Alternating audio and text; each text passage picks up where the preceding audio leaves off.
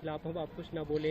यही तो इस देश की खूबसूरती है कि अलग अलग प्रांतों से आने वाले, अलग अलग भाषा से, अलग अलग संस्कृति से आने वाले लोग भी एक झंडे के नीचे, एक छतरी के नीचे आ गए।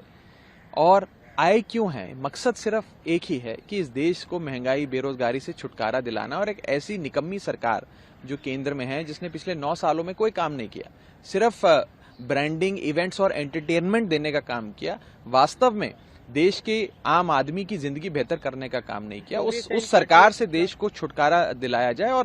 और जो मोटे मोटे तौर पे आप देखिए, जो भी 27-28 दल साथ आए, जिनका एक अलायंस बना है जिसका नाम इंडिया है, Indian national developmental inclusive alliance. ये अलायंस देखकर बीजेपी इतना घबरा गई है, इतना डर गई है कि वो बीजेपी जिसने 2014 से लेकर 2023 तक पिछले 9 सालों में एनडीए की एक भी बैठक नहीं बुलाई, वो मजबूर हो गई बैठक बुलाने के लिए।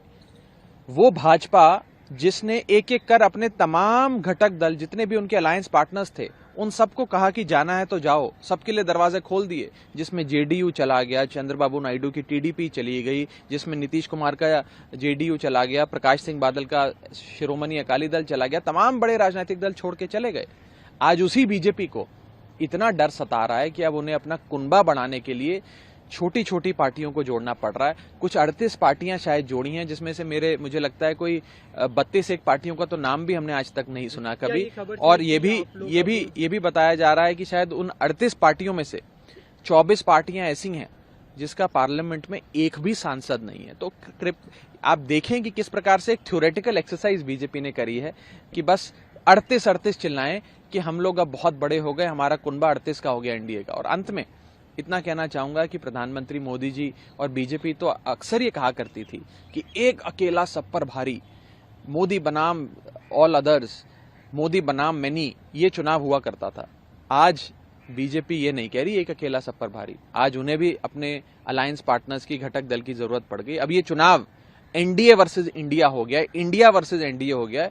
और जब इंडिया का सामना किसी से होता है तो आप जानते हैं कि जीतता तो इंडिया ही है। बिल्कुल, आप लोग लगातार हमला कर रहे हैं एनडीए और बीजेपी पे, लेकिन आपके अब नए घटक की बात करते हैं तो क्या ये सच है कि अब आप लोग एक दूसरे पे हमले नहीं करेंगे? ऐसा कुछ इंस्ट्रक्शन दिया गया है कि आप कांग्रेस के खिलाफ ना बोले, टीएमसी के खिलाफ? देखिए, राजनीतिक मतभेद या वैचारिक मतभेद तो अक्सर एक परिवार के भीतर होते हैं, एक परिवार में भी होते हैं। नहीं, देखिए, एक परिवार के भीतर भी होते हैं, पर मुझे लगता है कि जो मेन मुद्दे हैं इस देश के, महंगाई कैसे दूर करनी है, बेरोजगारी कैसे दूर करनी है, उन सारे मुद्दों पे साथ में आएंगे लोग तो जरूर इस देश की बढ़ोतरी होगी। और आप याद करें 70 का दशक, मैं अक्सर इस बात को कहता हूं कि जब इस देश में इमरजेंसी लागू हुई थी और उस समय की बड़ी शक्तिशाली सरकार थी मिसेज इंदिरा गांधी की, उस सरकार को हटाने के लिए पूरी देश की आवाम इकट्ठा हुई थी और एक एक राजनीतिक दल, जनसंघ के साथी जुड़ गए कम्युनिस्ट के साथ, कम्युनिस्ट जुड़ गए सोशलिस्ट के साथ, और एक छतरी जनसंघ जनता पार्टी की बनी जिसके तहत वो सब एक साथ आए एक छतरी के नीचे, और मिसेस गांधी को हार का सामना करना पड़ा था। तो मैं आज 1970 के दशक का जो हमने राजनीतिक पूरा प्रकरण देखा, उससे एक पैरेलल ड्रॉ करते हुए आज आपको 2024 के लोकसभा चुनाव का एनालिसिस करने के लिए जरूर आह्वान करूंगा। हमने देखा वहाँ पे कांग्रेस के ट्विटर हैंडल से अरविंद केजरीवाल के वीडियो शेयर हुए, तो अब इस पे सहमति है कि आप लोग एक दूसरे के खिलाफ ना बोलेंगे, बयानबाजी नहीं होगी? मैं कई बार आपके इस सवाल का जवाब दे चुका हूं, जो आप चौथी पांचवी बार पूछ रहे हैं। हाँ, कोई बात नहीं, मैं जवाब देना मेरा काम है, सवाल पूछना आपका काम है।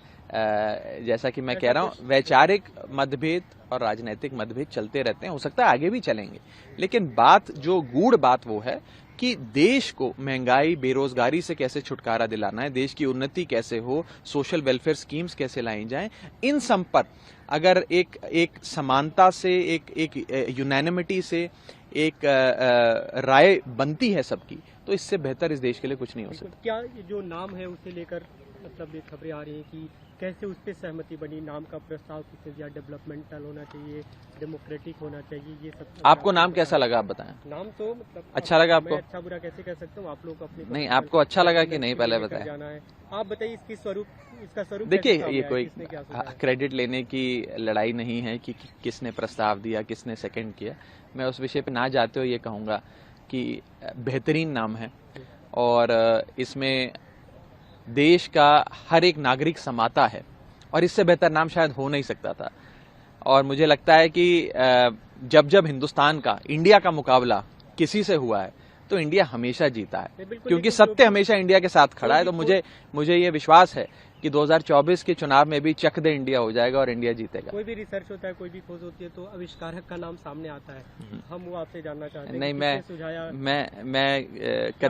नहीं, मैं कतई भी इस क्रेडिट वॉर में नहीं पढ़ना चाहूंगा। मुझे लगता है कि सब एक प्लेटफॉर्म पे साथ आए हैं, जिसने नाम दिया है, जिसने उसको सेकंड किया, सबकी सहमति से तय हुआ है और बेहतरीन नाम है।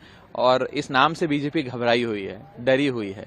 और मैं आपको एक और चीज बताना चाहूंगा कि इस नाम के अंदर इस देश के हर प्रांत का, हर भाषा का, हर संस्कृति का एक प्रकार से सम्मेलन सा होता है, और बेहतरीन नाम है जिसे देखकर एनडीए बिल्कुल घबराया हुआ है। और मुझे लगता है कि इंडिया ही जीतेगा 2024 में भी। प्रधानमंत्री ने कल एनडीए की मीटिंग में कहा कि ये लोग सभी विपक्षी दल एक साथ साथ नहीं आ सकते, और उन्होंने भी कहा कि मैं ये एश्योर करता हूँ कि मैं जो एक तरह से हार्ड वर्क कर रहे हैं, मेरे शरीर का हर कण, हर समय का हर क्षण देश को समर्पित है।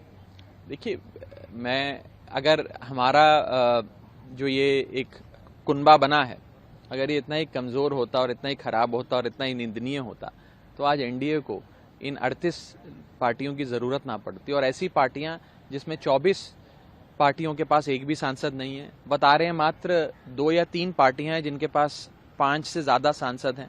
चुनाव ये केंद्र का लड़ने चढ़े हैं, लेकिन सांसद इनके घटक दल में है ही नहीं। तो मुझे लगता है कि एक थ्योरेटिकल एक्सरसाइज बीजेपी कर रही है और डरी हुई है एनडीए से। एनडीए डरा हुआ है इंडिया से कि कहीं ये इंडिया वाले जो हैं ये आगे ना निकल जाएं दौड़ में। अभी इसकी शुरुआत तो काफी अच्छी दिख रही है, और वहाँ पे जो सबसे अच्छी तस्वीर आई आपने, जब आप और केसी वेणुगोपाल जब गले मिले, वो वीडियो काफी सबने देखा।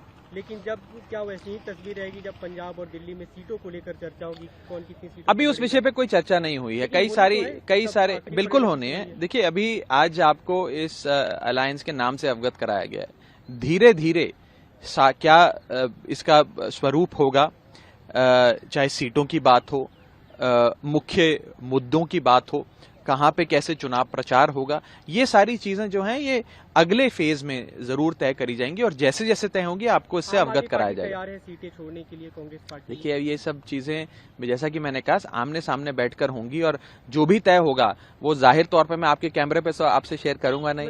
ये तो बंद कमरे में चर्चाएं होंगी।